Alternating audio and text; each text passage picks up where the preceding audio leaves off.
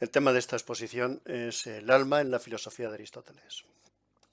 Tratar del alma es tratar inevitablemente del cuerpo, pero en Aristóteles es también tratar de la naturaleza entera, como espero poder mostrar.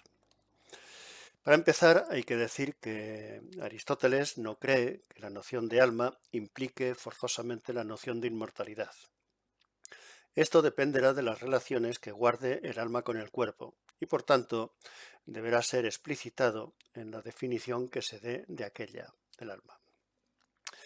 En la antigüedad clásica era el reencarnacionismo de la religión órfica y su réplica en la escuela de los pitagóricos, su réplica filosófica, eran estas las doctrinas que con más vigor defendían esta tesis, la de la inmortalidad del alma, debido a que concebían el alma como una sustancia permanente capaz de habitar sucesivamente distintos cuerpos, abandonándolos y volviéndolos a ocupar en una rueda incesante que sólo la purificación podía detener definitivamente. Una tesis semejante en cierto punto, en cierto grado, a lo que mantiene el budismo, lo que ha mantenido desde siempre y sigue manteniendo ahora.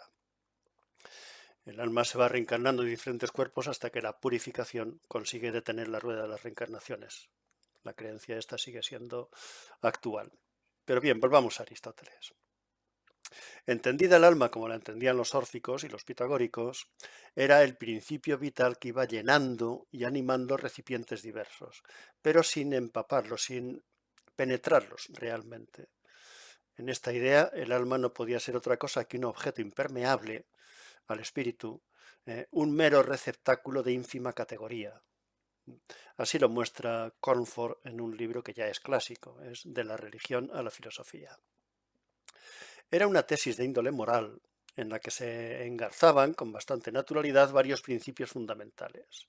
Una ontología consistente, una jerarquización de lo real y una idea acerca del destino humano. Pero con ser importantes estos logros, el reencarnacionismo no traía consigo una explicación total de la realidad, porque como todas las doctrinas que separan el cuerpo del alma, prácticamente prescindía de la consideración teórica de la consideración teórica del cuerpo. No indagaba sobre él. Este punto, justamente, es para nosotros del máximo interés, porque es una clara demostración de que los sistemas espiritualistas, tanto en filosofía como en muchas otras formas de religión, por delimitar solo negativamente los contornos de lo material, no pueden luego, en demasiadas ocasiones, ser tomados como una seria confrontación con respecto a los sistemas materialistas, por lo cual estos quedan por encima, demuestran tener más vigor teórico. Más consecuente tiene que ser descender a la misma arena en que se desenvuelve el mecanicismo y entablar con él una discusión rigurosa, con razones más fundadas. De hecho, por paradójico que parezca, el espiritualismo ha solido reservar para la explicación del cuerpo y sus funciones conceptos procedentes del materialismo más craso. Y no es de extrañar una cosa así, porque una vez que se ha pensado el alma como el único elemento activo, motor del cuerpo en que reside, hay que considerar a este desde una perspectiva esencialmente estática, con un objeto inerte. Esto es evidente, entre otros ejemplos que podrían aducirse de la antigüedad, cuando se atiende a las teorías de la sensibilidad que elaboraron los griegos clásicos. Para muchos de ellos, entre los que debe contarse al propio Platón, un acto de sensación no pasaba de ser la acción directa de un cuerpo sobre otro, sin mencionar la fantástica doctrina seguida por Empédocles y por otros, que lo explicaba la sensación por la acción de los cuerpos externos, de los que eran exhaladas unas partículas ínfimas, muy sutiles, que se introducían por los poros, del cuerpo receptor, del organismo receptor. Aristóteles, por el contrario, fue el único que estableció una neta distinción entre lo material y lo psíquico. No es lo mismo, decía, el órgano del ojo o las acciones de los cuerpos sobre él que la visión que acompaña al ojo, que está en él. La visión no es material en sentido estricto, aunque no puede darse sin el ojo. Esta importante separación, y sutil, también, no es obstáculo para que su autor incluya en el terreno propio de la física lo referente al alma, como es el caso concreto de la sensibilidad. La física estudia el movimiento, según él, pero no un movimiento al que fuera ajeno todo sentido y dirección, sino el que debe ser considerado como un impulso de la naturaleza, merced al cual ésta no puede dejar de aspirar a un fin que le es propio. De ahí que la sensibilidad, que es un cierto tipo de movimiento, en cuanto que es un cierto tipo de alteración y cambio experimentados por un ser natural dotado de alma, debe ser explicada por los parámetros generales que se aplican al ser en su totalidad, incluido el ser de lo inorgánico. Una superación válida del materialismo no puede darse cediéndole el terreno de todo aquello que no es evidentemente espiritual, según ha sido y sigue siendo tendencia constante en la historia de la filosofía. De ese modo solamente se alcanza un tipo de dualismo inevitable, que reserva a la materia teorías materialistas consecuentes y al espíritu teorías espiritualistas, pero sin que sea posible unir ambos grupos en un solo sistema. Más difícil tenía que ser acercarse a lo físico con actitud vitalista y lograr una explicación sin fisuras. Más difícil, ciertamente, y mucho más ambicioso, pero más satisfactorio si se consigue éxito. Este fue el logro de Aristóteles, que él aplicó a los seres vivos. Muchos siglos más tarde de Aristóteles, Darwin se aproximó al mundo con actitud mecanicista, nuevamente, y consiguió el fin opuesto, separar. Veamos por qué y cómo fue en el caso de Aristóteles. Ya tendremos tiempo de dedicarnos a otros autores. En este autor, en Aristóteles, no son lo mismo vida y cuerpo. Lo dice el lenguaje corriente, ya se distingue en el lenguaje ordinario, cuando se dice que un cuerpo tiene vida si desarrolla sus funciones de ser animado, o mejor aún, cuando se dice que no la tiene porque la ha perdido y se ha convertido en cadáver. Sin embargo, nunca se dice que la vida consista en ser cuerpo, o que éste sea su principio. De hecho, pueden darse cuerpos sin vida o con ella, pero no puede darse vida sin cuerpos. Porque en ese caso, si se diera vida sin cuerpos, ¿qué sería lo que estaría vivo? ¿Qué sería lo que viviría? Si llamamos a la vida alma, como hacemos inadvertidamente cuando distinguimos los seres en animados, seres con ánima, e inanimados, podemos entonces comprender también que ésta no puede existir separada de él, pero tampoco son ambos una sola cosa, porque entonces el cuerpo sería inmortal. Se trata de una distinción intelectual, una distinción de razón con fundamento en la cosa, pero en la cosa misma no hay distinción real. La cuestión central es la del alma, y en ella interviene la finalidad, y con ella el dinamismo de la filosofía aristotélica. Veámoslo. A modo de ejemplo, dice el autor que si la segur, un tipo de hacha de la antigüedad griega, si la segur fuera un cuerpo natural, siendo como es un cuerpo artificial, si fuera un cuerpo natural susceptible, por tanto, de poseer alma, entonces el alma de la segur sería aquello que hace de este instrumento una segur, lo cual es también aplicable al ojo, pues no puede decirse que en él consista la visión, sino que en él se da, y es el alma del ojo.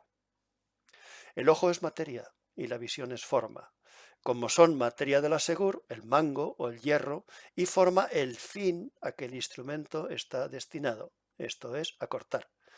Lo que no puede identificarse con nada material, aunque no pueda tampoco separarse de la materia. Esa finalidad ni siquiera es la acción concreta de cortar, pues seguiría persistiendo aunque nunca fuera usado, sino la función. Menos todavía es el filo, como a veces se ha querido entender, entre otros por el propio traductor de Aristóteles en el siglo XIX, Patricio de Azcárate. Porque el instrumento no dejaría de ser un hacha aunque el filo fallase. El fin a que una cosa se destine no depende de su cumplimiento efectivo ni desaparece por los obstáculos que se le puedan interponer, de modo que no puede identificarse con dicho cumplimiento. Así pues, lo mismo que el ver y el cortar son para el ojo y la segur, así es el alma para el cuerpo, el fin al que éste sirve, que no es otro que vivir. El alma y la vida son lo mismo para Aristóteles, como se puede probar en múltiples textos, entresacados. Casi todos los que muestre en esta exposición vienen del De Anima de Aristóteles. En uno de ellos dice: decimos pues que lo que tiene alma se distingue de lo que no la tiene por el hecho de vivir. Y en otro: pero teniendo este término vivir muchos sentidos, para afirmar que un ser vive nos basta que tenga en sí una sola de estas cosas: la inteligencia, la sensibilidad, el movimiento y el reposo en el espacio, y también el movimiento a que se refiere la nutrición, el crecimiento y el descaecimiento. Ha mencionado la inteligencia. Apenas cabría esperar que un discípulo de Platón se atreviera a identificar con la vida del cuerpo una facultad como la inteligencia, como la razón individual. Era fácil, sí, suponer que la nutrición y el crecimiento son algo que tiene el cuerpo, pero al extender el ámbito de éste, se manifiesta claramente el deseo de superar la brecha que Platón había dejado abierta entre lo sensible y lo inteligible. Esta tesis no es accidental en la filosofía de Aristóteles. Se hace evidente que no es accidental cuando en otros pasajes se advierte no sólo la referida identificación entre el alma y la vida, lo que sitúa la psicología como un apartado de la biología, sino también cuando, después de decir que el alma es causa y principio del cuerpo vivo, debiéndose esto entender de entre los varios sentidos posibles como que el alma es la esencia de lo animado, afirma que es así, según otra cita, porque la esencia es la causa del ser en todas las cosas, y vivir es para los seres que viven existir. Hasta aquí la cita. Frase admirable la última: vivir es para los seres que viven existir. Para los seres que viven existir no es por tanto lo mismo que para una piedra. No es lo mismo. Lo cual es dar un paso más, pues si el existir de los seres animados es su alma, entonces se cierra la teoría ontológica y todo el saber queda así acabado, completo. Véase si no cómo y por qué concede Aristóteles al estudio del alma un papel privilegiado. Vuelvo a citar un texto del De Anima. Dice: bien que toda ciencia sea, en nuestra opinión, una cosa preciosa y de gran valor, es posible, sin embargo, ocuparse de una con preferencia a otra, sea porque trate de objetos más admirables e importantes, y fundados en estos dos motivos, creemos tener razón para colocar en primera línea la historia del alma, el estudio del alma. Puede decirse que este conocimiento contribuye mucho a completar el conjunto de la verdad y, sobre todo, a hacer comprender la naturaleza, porque el alma, en cierto modo, es el principio de los seres animados. Es decir, que el estudio del alma, entre otras cosas que se dicen en este texto, contribuye a completar el estudio de la naturaleza en general. No es el estudio de la propia psique, de la propia psicología, como luego, en lo que luego se ha convertido esta parte de la filosofía. Este deseo de totalidad es clarísimo en la filosofía del autor y se manifiesta en esta cita. Por ese deseo de totalidad se sigue en él que su preocupación por lo corporal, que es algo que la filosofía había dejado tradicionalmente sin explicar. La teoría del alma lo es del cuerpo en la misma medida. La teoría del alma es teoría del cuerpo en la medida en que es teoría del alma. Aquella, el alma, es la entelequia de éste, pero no es entelequia de cualquier cuerpo, como si lo espiritual fuera indiferente a la materia, como creía el reencarnacionismo. Indiferente a la materia que le da asilo, según también la opinión de otros autores, sino que lo es solamente de aquel que sea a la vez natural y organizado, que para Aristóteles es lo mismo que decir el cuerpo natural que tiene la vida en potencia. Porque el cuerpo no es mero receptáculo, sino que es potencia, y como tal una especie de movimiento, pero no un movimiento simple, que sería el propio de una entidad que se moviera sin tendencia definida alguna, sino del que es proceso de actualización. El alma es la que culmina esa actualización. Luego esta no es algo que viene al cuerpo desde fuera, no es algo que adviene a la materia desde el exterior. sino que su ser es el poder que el cuerpo tiene de hacer lo que hace en cuanto ser vivo. El ser vivo es resultado de la potencia y la entelequia, siendo aquella el cuerpo y ésta el alma, que ni existe sin él, ni su ser se reduce a él. No es un cuerpo. El alma no es un cuerpo, sino algo del cuerpo, y esta es la razón de que no pueda residir en cualquier materia tomada al azar. La realidad perfecta de cada cosa solo puede darse en lo que tiene capacidad de recibirla. Otro texto de Aristóteles que leo literalmente. Por consiguiente, es claro que no hay realidad perfecta, entelequia y razón, sino para aquello que tiene la potencia de hacer o llegar a ser de tal o de cual manera. Hasta aquí la cita. Una consecuencia se extrae de aquí por fuerza, necesariamente, que el alma no es exclusiva del hombre. También los animales y las plantas deben tener alma. En los mundos vegetal y animal, a diferencia del mundo inorgánico, se muestra un tipo de movimiento que es propio de los seres que a ellos pertenecen, un movimiento distinto de la traslación local, por cuanto es un cambio producido por un principio interno, que desde dentro empuja, por así decir, a los seres hacia la consecución de lo que es para ellos el bien y la perfección, de lo que para ellos es completarse. No así en el mundo mineral, o no del mismo modo, porque siendo inorgánico como es, o sea, carente de órganos, cuya función, la de los órganos, es colaborar todo al que están adscritos, al ser total en el que están, no puede mostrar el mismo principio interno que anima al orgánico. El suyo es una especie de movimiento que le hace estar por debajo del mundo vivo. Y a la vez, dentro del mundo vivo, la diferencia en los principios anímicos será responsable de la jerarquía que a él le afecta. Esta es la jerarquía del ser en la filosofía aristotélica. El vivir tiene, por tanto, varias acepciones. O, dicho de otra manera, hay varias clases de alma. No puede decirse que sea lo mismo poseer mente o pensamiento que poseer solamente sensación, como se diferencia también la capacidad de movimiento y reposo en el espacio y el cambio que está implicado en la nutrición, el crecimiento y la corrupción, que es la mínima vida que puede poseerse. Pero entre el vivir y el no vivir, que es también un cierto tipo de movimiento encaminado a un fin, hay también por ello mismo una íntima semejanza. Lo inorgánico, desde luego, no posee sensación ni conciencia, ni siquiera está dotado de la capacidad intuitiva, que es la mínima alma que se puede poseer, pero no es inmóvil, ni falta en ello, no falta en lo inorgánico, algún tipo de aspiración hacia algo que le es propio. Su aspiración, desde luego, es meramente local, espacial, pero es aspiración, en alguna medida. No tiene intimidad ni centro, en el sentido en que sí lo tienen el animal y la planta, pero sí en la única manera en que le está permitido tenerlo, como tendencia interna a ocupar un lugar que no está determinado por el azar, porque moviéndose todo con un sentido, si algún ser no tuviera un punto al que dirigirse, careciendo así de razón para hacerlo, dejaría de moverse. Algo bien distinto ocurre en el mundo de la planta. Todo lo anterior era referido al mundo inorgánico. En el mundo de la planta hay una diferencia importante con respecto al estrato inferior del ser, que acabamos de señalar.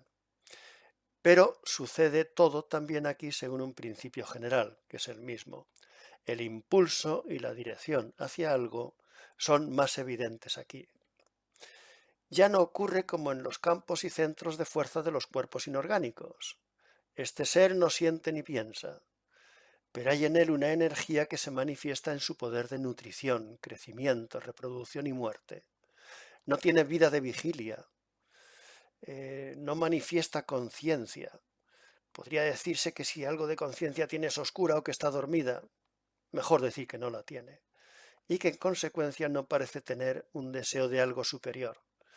Pero esta apariencia no es obstáculo para que Aristóteles se lo conceda.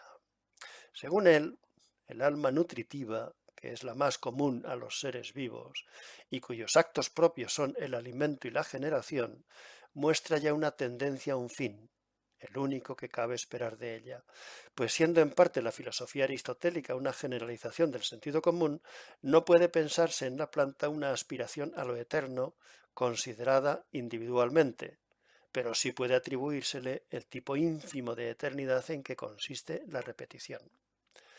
Otro texto de Aristóteles leo para ilustrar esto.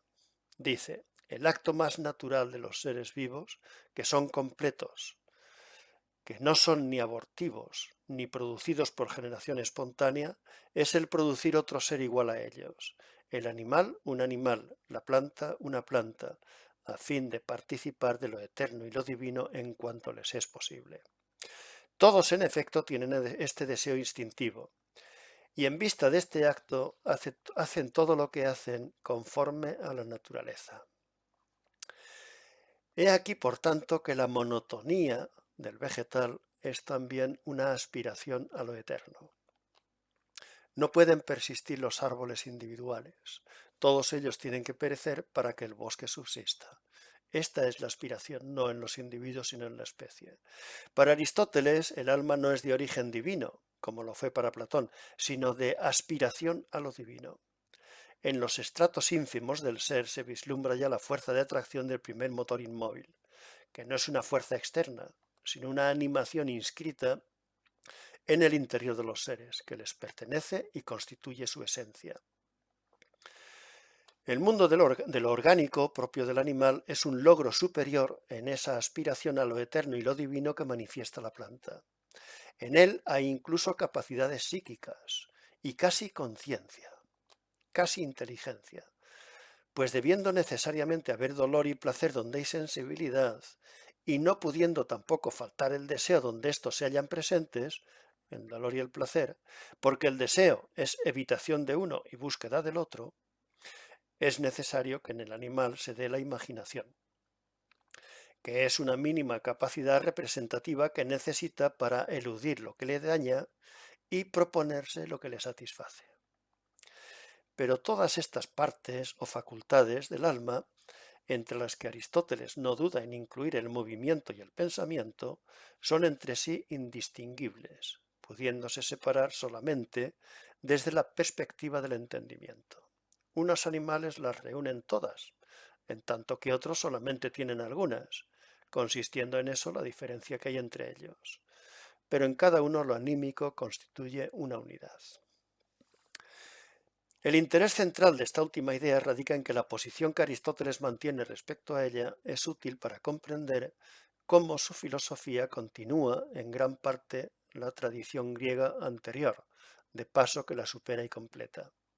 Los autores clásicos habían tendido a hacer al alma, partícipe del principio constitutivo original del universo, de su arjé. Por lo que aquellos que reconocían en la realidad una sola causa, fuera el aire, el fuego o el agua, veían el alma en esa causa y la identificaban con el aire, el agua o el fuego. Y asimismo los que afirmaban la existencia de varios principios decían también que el alma era esos principios, hasta el extremo de que algunos, que veían la realidad como una lucha de contrarios, componían el alma también de contrarios. Solamente el siglo V supuso una inflexión en esta tendencia, cuando Anaxágoras, iniciando una tradición que luego sería fecunda, quiso que la inteligencia fuera impasible y no coincidiera con todo lo demás. A esta idea se adhirieron Sócrates y Platón, pero Aristóteles supo encontrar en ella el primer grave problema al que se enfrenta todo dualismo. Si la razón es de naturaleza esencialmente distinta de todo ser, ¿cómo puede entonces llegar a conocerlo? Está bien claro que con la tesis de Anaxágoras se comete una agresión contra el viejo aforismo que decía que solamente lo semejante conoce a lo semejante, un aforismo al que se habían escrito prácticamente todos los filósofos anteriores. La peculiar jerarquía del ser presente en la filosofía de Aristóteles, cuyo eje es la teleología que anima a todos los seres, no podría haberse compuesto si el filósofo hubiera incluido el dualismo en su sistema, es decir, si hubiera desatendido el cuerpo. De ahí que muchas de sus afirmaciones tengan un neto sabor materialista, pese a que en realidad están bien lejos de serlo, como cuando en el primer libro del De Anima niega que el alma pueda experimentar o hacer algo sin el cuerpo, lo cual ciertamente no es una descalificación del alma, sino una revalorización del cuerpo. Sucede, sin embargo, que de las funciones del alma, la de pensar es la que de manera más perfecta manifiesta lo eterno y lo divino, y alcanza así el fin al que toda la naturaleza tiende, pues las demás, atadas como están a la producción de un resultado distinto de su propia actividad, que en las plantas y los animales es el nacimiento de un nuevo ser, y no pudiendo por tanto encarnar en su continuidad propia la eternidad a la que aspiran, participan de esta, de la eternidad, de la única manera en que les es permitido hacerlo, esto es subsistiendo como especie, ya que no pueden lograrlo como individuo. Pero la inteligencia, que sólo por ello parece ser otro género de alma, puede por fin aislarse de lo mortal y penetrar en lo eterno, pues esta facultad no produce nada que esté fuera de sí, sino que tiende a sí y sólo así se produce, por lo que su ser, su acción y su producto no se distinguen. De ahí que la vida más alta que pueda lograrse es la vida contemplativa. En ella se realiza la más alta naturaleza humana. En la medida en que el alma de un hombre se identifica con este entendimiento puro, en el que se borra la distinción entre sujeto y objeto, puede decirse con perfecto rigor que ha logrado su fin y se ha evadido de lo mortal todo cuanto es posible evadirse de ello a un ser que es mortal. Esta es la idea que con tanta fuerza se expone en los primeros pasajes de la metafísica, los cuales, según dice Jaeger, son una transcripción abreviada de otro libro de Aristóteles, el Protéptico, siendo ambos escritos, Metafísica y Protéptico, una muestra evidente de que el talante más profundo de Aristóteles, aquel que él coloca en el más digno lugar, no es el hombre práctico que se apoya en la experiencia y rutina de la vida, porque éste no alcanza a ver las causas de los fenómenos, sino el del hombre de teoría, el que logra literalmente la contemplación de lo divino, que es el conocimiento de lo universal.